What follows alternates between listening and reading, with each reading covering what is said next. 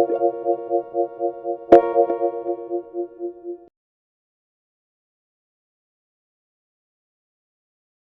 name's Damien Kill. I'm a senior lecturer in exercise and sports science down in MMU Cheshire. These students get 4 case studies through the year. Last week they finished their first one and then they're moving on to the second one now, which builds on that first one. This session is actually is fairly unique in the sense that it's the very first time that they see this case study. So each group's working on exactly the same case study. But within that group, they allocate each other certain roles. So in the last case study, they allocated roles, but this time I'm rotating the roles around so that they each kind of get an opportunity to experience being the discussion leader, for instance, or the scribe, or the timekeeper, or the skeptic, or whatever it might be that they actually kind of want to. And I think it's important for them to experience or have the opportunity to experience different roles, so they can actually at least almost try different aspects of their personality out as they kind of go through the learning process. It's not just about the knowledge and the content, it's about the process that they go through and the skills that they pick up.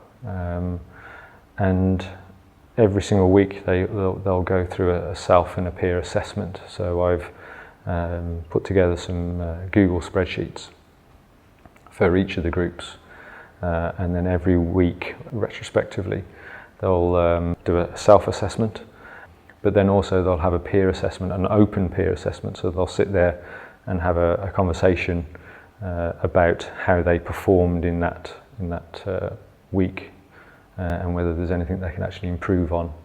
And I think it's important that it's open so that they can actually they understand and they learn about, okay, well, perhaps I didn't quite, fulfill my potential during that week, and maybe I kind of dropped the ball a little bit and kind of need to kind of pick it up for next week. And I think that's quite a nice process, and it allows me to kind of monitor that, so I can access that, and while they're answering the questions, I can actually then go around and challenge and kind of say, well, what do you mean? Is that an appropriate number to kind of give yourself? Do you think you're better or worse? And ask questions kind of specifically for that individual.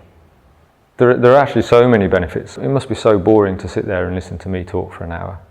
So why would you ever want to do that when you can actually be involved in a case study which is relatively realistic for the jobs that they want to do, and therefore kind of stimulates their interest a lot more. They are active in the learning process. It's not just about passively sitting there listening to me talk about something that I think is important. They're actively going and searching for information that they think is important to actually solve this case study. And I think they learn a lot more about the skills that are required for learning and for higher education. And I actually learn quite a lot from them in terms of what they need and what they, how can I help them in a better way. So I think it's actually quite a reciprocal process in that sense. So I think problem-based learning I would definitely recommend. It's actually quite hard work because there's a lot of planning that goes into it, but it is actually really quite rewarding, and you see them grow through the year, and that's actually really quite nice.